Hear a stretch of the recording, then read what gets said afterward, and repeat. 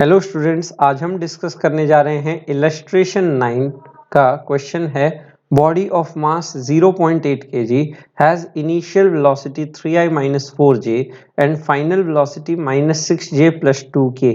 Find the change in kinetic energy of the body. अब हम जानते हैं काइनेटिक एनर्जी जो है स्केलर क्वांटिटी है और इसका फॉर्मूला होता है ½mv² करके काइनेटिक एनर्जी। तो हम बोल सकते हैं ये है हमारी बॉडी की इनिशियल लेट्स से वेलोसिटी।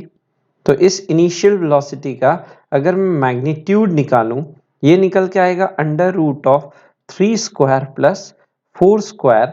ये हो जाएगा हमारे पास लेट्स से 5 मीटर/सेकेंड। ये आया इनिशियल स्पीड कहा जा सकता है और इस इनिशियल स्पीड के करस्पॉन्डिंग हम निकाल सकते हैं इनिशियल काइनेटिक एनर्जी। सो इस बॉडी की इनिशियल काइनेटिक एनर्जी लिखी जा सकती है ½m × vi²। तो यहाँ से मास ऑफ द बॉडी दिया हुआ है 0.8 kg और स्पीड दे रखा है 5। तो ये आ गया हमारा 0.4 × 25 और इसे हम लिख सकते हैं, ये आएगा निकल के 10 जूल करके। तो इनिशियल काइनेटिक एनर्जी आई निकल के 10 जूल।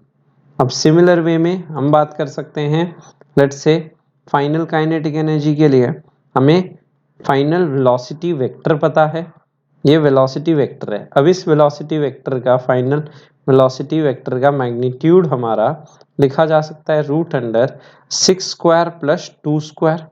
36 + 4 ये हो गया 40। अब फाइनल काइनेटिक एनर्जी की बात की जाए तो फाइनल काइनेटिक एनर्जी हो गया, ये हुआ final speed that is ½ m × vf²। यहाँ पे मास रख दिया जाए 0.8 kg, फाइनल स्पीड है √40 का स्क्वायर, ये आया निकल के 0.4 × 40। इसे हम लिख सकते हैं 4 × 4 = 16 जूल। तो ये फाइनल काइनेटिक एनर्जी। पर पूछा हमसे क्या, यहाँ पे हमसे पूछा जा रहा है चेंज इन काइनेटिक एनर्जी। तो therefore change in kinetic energy की बात की जाए तो ये हो जाता है final kinetic energy minus initial kinetic energy. Final kinetic energy हमने निकाला 16, इनिशियल काइनेटिक एनर्जी हमने निकाला 10। तो आंसर निकल के आया हमारे पास 6 जूल करके। तो final minus initial kinetic energy is equal to change in kinetic energy. Question था मास है 0.8 kg, इनिशियल वेलोसिटी दिया है, फाइनल वेलोसिटी दिया है, पूछा है चेंज इन काइनेटिक एनर्जी बताइए। काइनेटिक एनर्जी स्केलर है तो ½mv² करना है, v यहाँ पे स्पीड होगी। तो वेलोसिटी दिया है, वेलोसिटी का मैग्नीट्यूड हमें स्पीड देगा। तो 3² + 4² इनिशियल वेलोसिटी मतलब इनिशियल वेलोसिटी का मैग्नीट्यूड इनिशियल स्पीड आ गया, ½mvi² की है 10 जूल आया। उसी तरह से फाइनल वेलोसिटी वेक्टर पता है, मैग्नीट्यूड हमें स्पीड देगा, फाइनल स्पीड ½mvf² किया जाए, यहाँ से फाइनल काइनेटिक एनर्जी आया। Change in kinetic energy is 16 - 10 which is 6 joule. मेरा 9 नंबर समझ आया, यहाँ तक स्क्रीनशॉट लें। क्वेश्चन नंबर 10 आते हैं। 5 kg ball when falls through a height of 20 meter acquires a speed of 10 meter/second. Find the work done by the air resistance. अब air resistance का हमें कोई फॉर्मूला तो पता नहीं, यहाँ पे जैसे फ्रिक्शन का फॉर्मूला हम जानते हैं, एयर रेजिस्टेंस का कोई फॉर्मूला हमें नहीं पता। अब यहाँ पे क्वेश्चन में मेंशन्ड है कि एक 5 kg की बॉल है, सपोज ये रही हमारी 5 kg बॉल। अब ये 5 kg ball when falls through a height of 20 metre, जब इसे 20 मीटर हाइट से लेट से गिराया जाता है, इस बॉल को 20 मीटर हाइट से गिराया जाता है, it acquires a speed of 10 मीटर/सेकेंड। मतलब जब ये हिट करने वाला होता है इस पॉइंट पे आके, तो उस पॉइंट पे यहाँ पे इसकी स्पीड हो जाती है, कहा जा रहा है 10 metre per second. Find the work done by the air resistance. Fall का मतलब हम बोल सकते हैं इनिशियल स्पीड इसकी 0 हो जाएगी। तो यहाँ पे कहा जा सकता है आपका एयर रेजिस्टेंस जो लगेगा इस बॉल पे, अगर बॉल कहीं अभी यहाँ पे पड़ी हुई है तो इस बॉल पे एयर रेजिस्टेंस जो लगेगा वो ऊपर की तरफ लगेगा। यहाँ से हम देख सकते हैं इस पे एयर रेजिस्टेंस जो एयर का एक टाइप का फ्रिक्शन जो होगा वो इस बॉडी पे ऊपर की तरफ लगेगा, जो एयर रेजिस्टेंस हम कहें Fr करके, और इस बॉडी पे वेट जो लगेगा ग्रेविटी के द्वारा वो नीचे की तरफ लगेगा, दैट इज योर mg करके। अब एयर रेजिस्टेंस का कोई फॉर्मूला तो हमें पता नहीं है, मास इनटू जैसे कोई फॉर्मूला हो जैसे वेट का होता है, तो यहाँ पे मास दिया हुआ है 5 kg, g की वैल्यू है 10, देयरफॉर वेट आया इस बॉडी का निकल के 50 न्यूटन। अब बोला है work done by air resistance बताया जाए, तो हम बोल सकते हैं according to work energy theorem.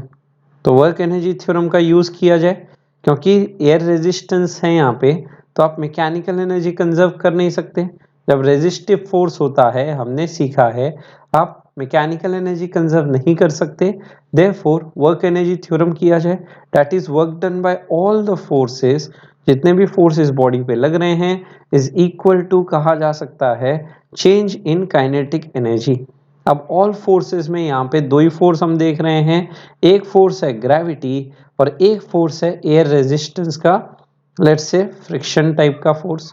Change in kinetic energy is final kinetic energy minus initial kinetic energy कहा जा सकता है।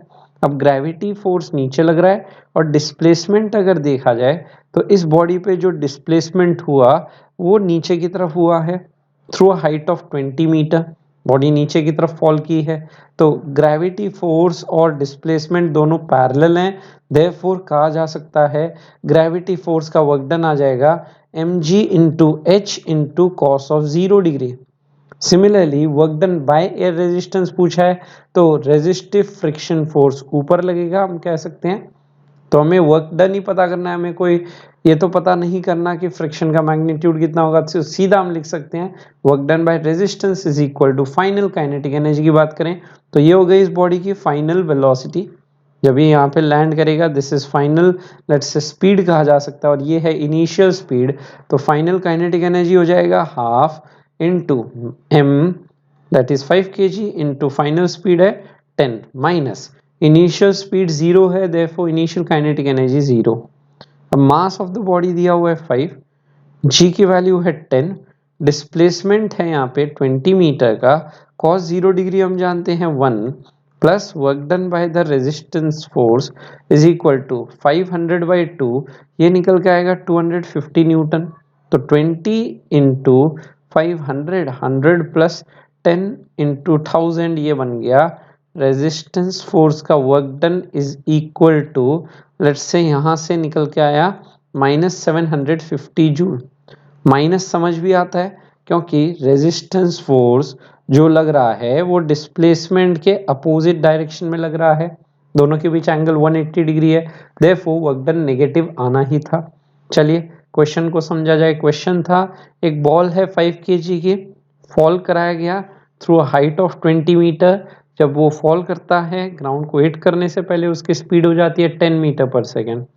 पूछा गया है रेजिस्टेंस, एयर रेजिस्टेंस का वर्क डन बताया जाए, तो हम यहाँ पे वर्क एनर्जी थ्योरम का यूज करते हैं, that is work done by all forces is equal to change in kinetic energy.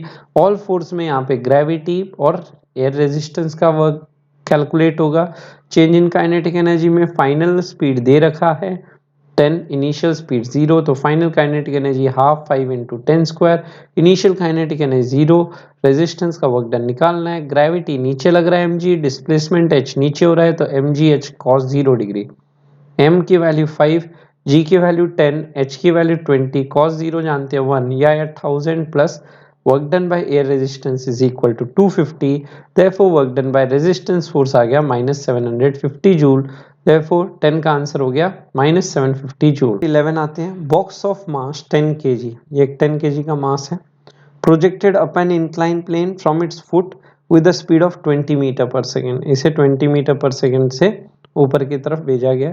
Coefficient of friction mu between the box and the plane is 0.5, find distance travelled by the box on the plane before it stops for the first time. तो हमसे पूछा जा रहा है ये कहाँ जाके ये बॉक्स लेट्स से फर्स्ट बार में रुक जाएगा, वो डिस्टेंस कितना होगा ये हम बात करना चाहते हैं। तो यहाँ पे हम देख सकते हैं कि यहाँ जो लेट्स से तो जहाँ जाके बॉक्स ये रुकेगा वहाँ कहा जा सकता है वहाँ पे फाइनल वेलोसिटी 0 हो जाएगी, यहाँ पे इनिशियल वेलोसिटी लेट्स से 20 थी, तो यहाँ पे हम बात करना चाहें डिस्टेंस जहाँ वो रुके, दो तरीके हैं इस क्वेश्चन को करने के। एक तो रिटार्डेशन निकालिए v square equal to u square plus 2as किया जाए NLM कॉन्सेप्ट से, और एक तरीका है वर्क एनर्जी थ्योरम कॉन्सेप्ट से। तो चलिए सबसे पहले हम let's say first approach method 1 से काम करना सीखते हैं इस क्वेश्चन को।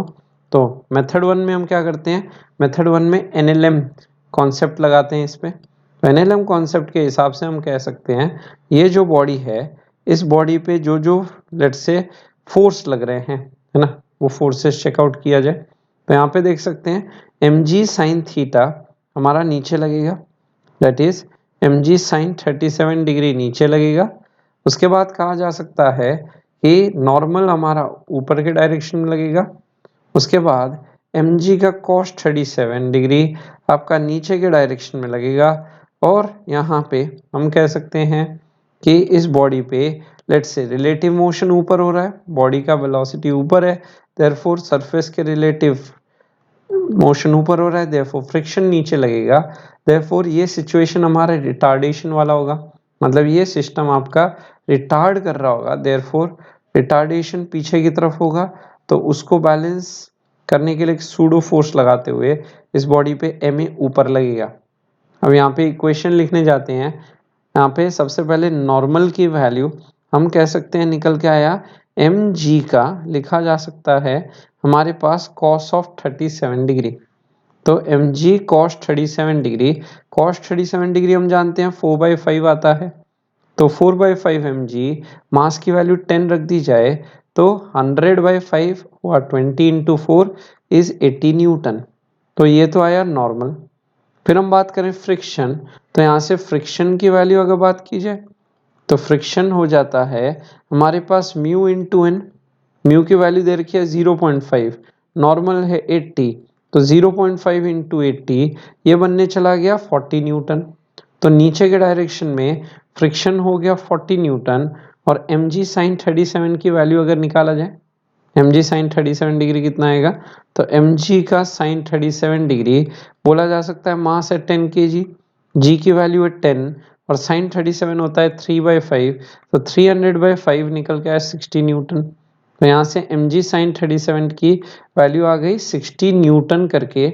अगर अब बात करें नीचे की तरफ, फोर्स है 60 प्लस 40, देयरफॉर 60 प्लस 40, और ऊपर की तरफ लग रहा है सूडो फोर्स ma। तो यहाँ से बोला जा सकता है ma इज इक्वल टू 100, तो a की वैल्यू 100/m और मास था 10 kg, तो रिटार्डेशन आया 10 मीटर पर सेकेंड स्क्वायर। तो ये बॉडी रिटार्ड कर रही है नीचे की तरफ let's say 10 metre per second square. अब हमसे पूछा जा रहा है कि कितना डिस्टेंस जाके रुकेगा, तो v square equal to u square plus 2as किया जाए। फाइनल स्पीड हम कह दिए 0, इनिशियल स्पीड है लेट्स से हमारे पास 20, जब बॉडी मोशन शुरू करता है तो डाउन द प्लेन वेलोसिटी है 20 प्लस 2a, a की वैल्यू हम बोल रहे हैं 10, और डिस्टेंस बात करें तो डिस्टेंस पूछा जा रहा है। तो यहाँ से हम बोल सकते हैं क्योंकि रिटार्डेशन वाला सिचुएशन अगेंस्ट द मोशन, इसलिए a की जगह मैग्नीट्यूड हम नीचे की तरफ हो रहा है तो -10 कर दिया जाए, तो 20s की वैल्यू आई निकल के 400, देयरफॉर डिस्टेंस निकल के आ गया इज इक्वल टू 20 मीटर। ये था अप्रोच 1, 20 मीटर डिस्टेंस मूव करेगा before finally coming to the rest. चलिए क्वेश्चन समझा जाए। तो फर्स्ट मेथड में हम क्या कर रहे हैं, इस बॉडी पे जो फोर्स लग रहे हैं वो ड्रॉ कर रहे हैं। तो यहाँ पे हम देख सकते हैं mg साइन 37 नीचे लगेगा, mg cos 37 यहाँ पे नॉर्मल ऊपर, और फ्रिक्शन जो होगा क्योंकि मोशन ऊपर हो रहा है फ्रिक्शन नीचे लगेगा, और उसके लिए हमें नॉर्मल चाहिए mg cos 37, वैल्यू रखी mg की 80 न्यूटन। फ्रिक्शन होता है म्यू एन, म्यू की वैल्यू 0.5 इंटू 80 या 40। तो यहाँ पे हम देख सकते हैं नीचे mg साइन 37 की वैल्यू कैलकुलेट करने पे 60 आई, तो 60 और 40 नीचे और ऊपर सूडो फोर्स ma लगेगा, तो 60 प्लस 40 इक्वल टू ma।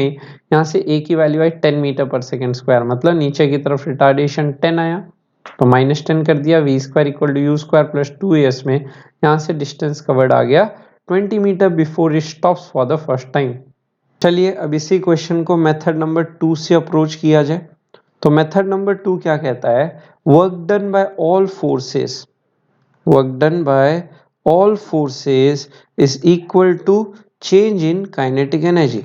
तो हम बोल रहे हैं कहाँ जाके रुकेगा की बात हो रही है, तो लेट से जहाँ जाके रुकेगा, रुकेगा मतलब वहाँ पे फाइनल वेलोसिटी जीरो हो जाएगी। तो फाइनल वेलोसिटी जीरो मतलब फाइनल काइनेटिक एनर्जी जीरो और इनिशियल काइनेटिक एनर्जी इस पोजीशन पे, स्पीड पता है, मास पता है 10, तो हाफ एम यू स्क्वायर किया जाए, ये तो आया हमारे पास। Let's say change in kinetic energy final minus initial, बोला गया फाइनल रुकने का।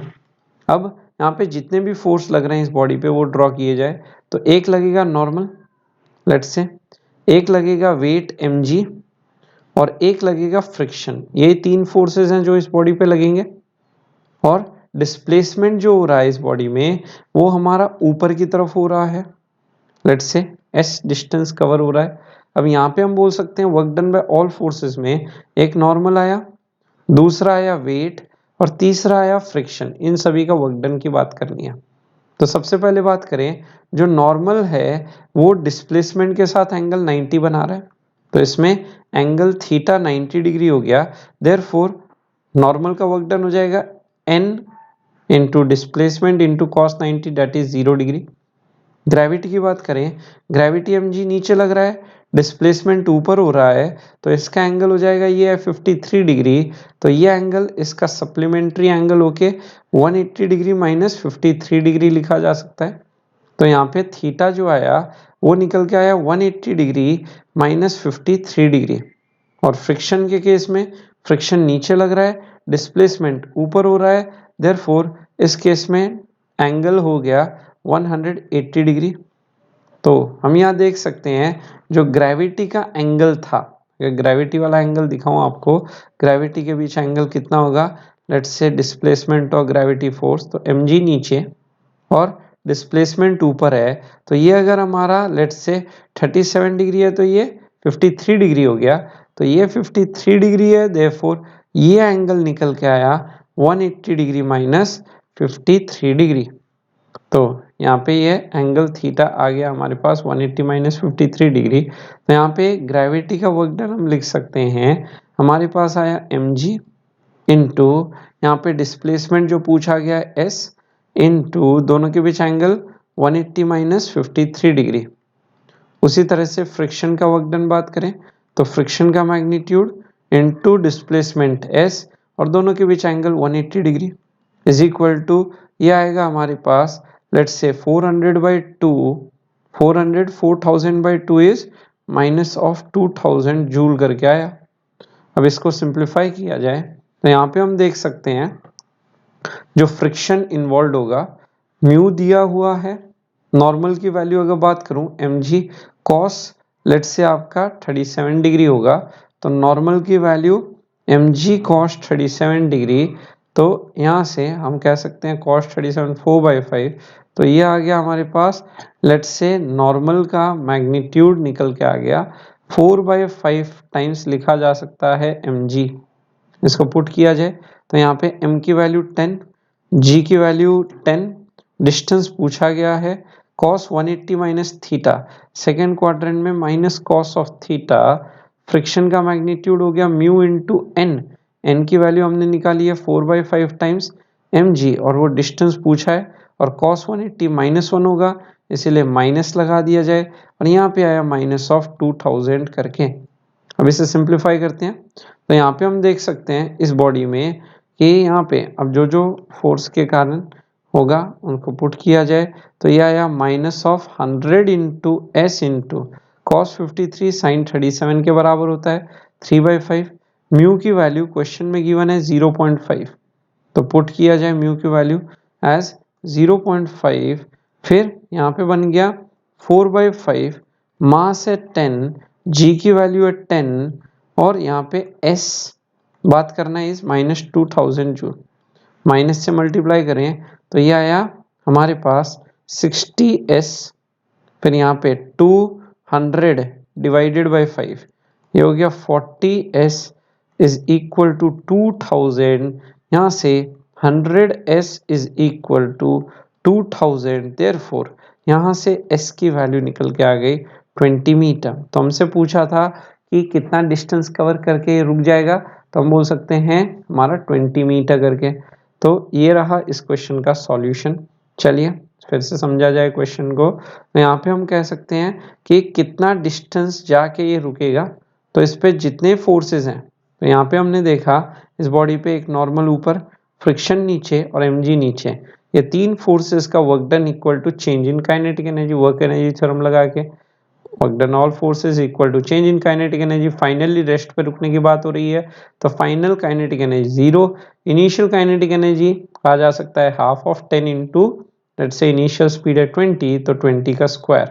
अब नॉर्मल और डिस्प्लेसमेंट एक दूसरे के परपेंडिकुलर है, देयरफॉर थीटा 90, तो वर्क डन नॉर्मल के कारण 0। ग्रेविटी की बात करें, mg नीचे लगेगा, displacement along the incline plane ऊपर हो रहा है, ये 37 दिया था, तो ये 53, तो ये एंगल सप्लीमेंट्री 180 माइनस 53 डिग्री हो गया, और फ्रिक्शन और डिस्प्लेसमेंट के बीच का angle 180 degree, therefore fs cos 180 हो गया, ये आया राइट साइड में -2000। सिंप्लीफाई किया जाए, म्यू की वैल्यू 0.5, m और g की वैल्यू 10 पुट करके सिंप्लीफाई करके 20 मीटर आ गया। तो ये अपने दूसरे अप्रोच से इस क्वेश्चन को अप्रोच किया, इलस्ट्रेशन 11। आई गेस समझ आए, यहाँ तक स्क्रीनशॉट लो। इलस्ट्रेशन 12 आते हैं। Kinetic energy of a particle is increased by 300%, find the increase in its momentum. तो यहाँ पे वो एरर एनालिसिस वाला कॉन्सेप्ट नहीं लगा सकते, क्योंकि यहाँ जो चेंज है वो 5% 15% लिमिट के अंदर नहीं है। तो वो हम k is equal to p square by 2m करके delta k by k equal to 2 delta p by p लगाते थे, वो नहीं लगाया जा सकता। अब हम जानते हैं काइनेटिक एनर्जी होता है हमारा हाफ एम वी स्क्वायर, और लीनियर मोमेंटम होता है मास इनटू वेलोसिटी। तो यहाँ पे हम काइनेटिक एनर्जी को मोमेंटम के टर्म में अगर लिखें, तो यहाँ पे कहा जा सकता है मास से ऊपर नीचे मल्टीप्लाई कर दिया जाए, तो ये हो गया m square v square by 2m करके, और m स्क्वायर वी स्क्वायर हमारा अगर इस p मोमेंटम को स्क्वायर कर दूं डिवाइडेड बाय बन गया 2m करके। तो यहां से हम देख सकते हैं p स्क्वायर मेरे पास निकल के आया 2mk, that is momentum in terms of kinetic energy हम जानते हैं सबसे पहला रिलेशन √2mk। अब बोला है काइनेटिक एनर्जी को 300% इंक्रीज किया, तो अगर हम कहते हैं इनिशियल काइनेटिक एनर्जी अगर k नॉट है, तो जो फाइनल काइनेटिक एनर्जी है वो बोला गया है 300% इंक्रीज हुआ, मतलब k नॉट में 300% of let's say k nought add हो गया, इंक्रीज होने का मतलब, which is equal to k nought plus 300 by 100 is 3, तो k nought plus 3k not, ये निकल के आया मेरे पास 4k नॉट। तो यहां से हम बोल सकते हैं फाइनल काइनेटिक एनर्जी हो गया 4k नॉट। अब यहां से अगर बात करें लेट्स से इनिशियल मोमेंटम, अगर बोला जाए इनिशियल मोमेंटम इस बॉडी का है √2m इंटू के नॉट, इसको हम अगर p नॉट कह दे रहे हैं, तो फाइनल मोमेंटम की अगर बात की जाए, तो फाइनल मोमेंटम हमारा हो जाएगा √2m into final let's say kinetic energy, यहाँ पे दिख रहा है 4 टाइम्स k नॉट। तो यहाँ पे हम देख सकते हैं, यहाँ पे 4 स्क्वायर रूट के बाहर आएगा, बन गया 2 रूट अंडर, ये बन गया 2m इंटू के नॉट, और √2m के नॉट हमने निकाला हुआ है p नॉट, तो फाइनल मोमेंटम आ गया निकल के 2p नॉट। तो percent increase in its momentum का मतलब क्या होता है कि मोमेंटम कितना बढ़ा, तो परसेंट चेंज इन p की बात की जाए, कितना मोमेंटम में लेट्स से चेंज आया, तो चेंज का मतलब हमेशा क्या होता है, change in momentum divided by initial momentum into 100%, कभी भी चेंज बोला जाए तो चेंज का मतलब यहां से लिखा जाता है final minus initial divided by initial into 100 कर दिया जाए।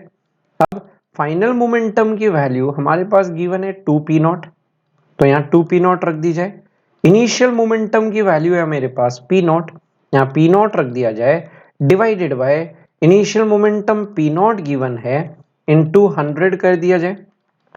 तो यहां से हम देख सकते हैं ये आया न्यूमरेटर में p नॉट, डिनोमिनेटर में p नॉट इंटू 100%, तो यहां से कह सकते हैं हमारा let's say change in momentum 100% का हुआ, पी नॉट से पी नॉट कैंसिल, तो हम कह सकते हैं 100%।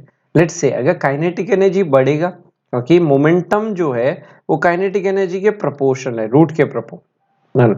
इसका मतलब अगर लेट्स से आपका काइनेटिक एनर्जी बढ़ेगा तो मोमेंटम भी बढ़ेगा। तो पूछा है कितना परसेंट इंक्रीज हुआ इन मोमेंटम, तो हमारा आंसर हो जाता है momentum increases by 100%। 100% momentum increase हो गया। चलिए क्वेश्चन को समझते हैं। क्वेश्चन क्या कह रहा है, काइनेटिक एनर्जी 300% इंक्रीज हुआ, तो परसेंट इंक्रीज इन मोमेंटम निकालिए। तो initial kinetic energy half m v square, यहाँ पे हम कह सकते हैं मोमेंटम एम वी।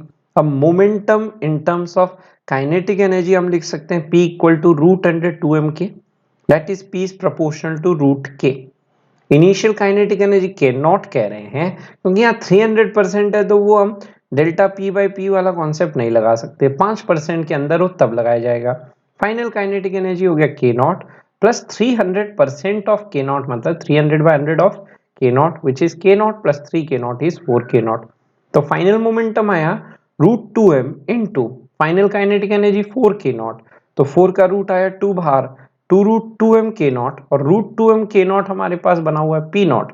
तो फाइनल मोमेंटम पी नॉट हो गया 2 P not, initial momentum P not. तो चेंज इन मोमेंटम की बात की जाए, final momentum 2 P not, initial momentum P not.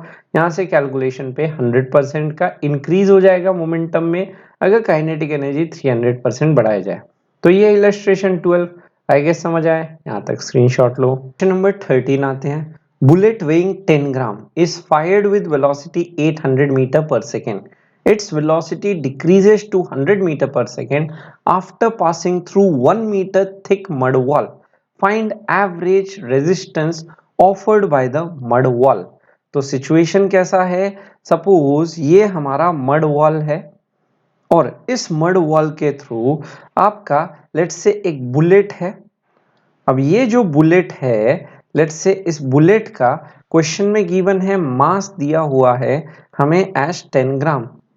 इसकी इनिशियल वेलोसिटी जैसे ये मड वॉल को एंटर करता है, पेनिट्रेट करता है, उसकी इनिशियल वेलोसिटी गिवन है एज 800 मीटर पर सेकेंड, और बोला है velocity decreases to 100 metre per second. मतलब ये जब कुछ पास करेगा इस मड वॉल से तो इसकी फाइनल जो वेलोसिटी हो जाएगी वो 100 मीटर पर सेकेंड बच जाएगी, 100 मीटर पर सेकेंड बच जाएगी after passing through 1 metre thick mud wall. तो लेट्स से इतना जितना पास किया उसका थिकनेस है 1 metre, average resistance offered by the mud wall. तो जब बाहर निकलेगा तो 1 मीटर थिकनेस को क्रॉस करके मड वॉल के, तो एवरेज रेजिस्टेंस कितना होगा। तो इस क्वेश्चन को दो तरीके से किया जा सकता है, एक तो फाइनल स्पीड पता है, इनिशियल स्पीड पता है, डिस्टेंस पता है।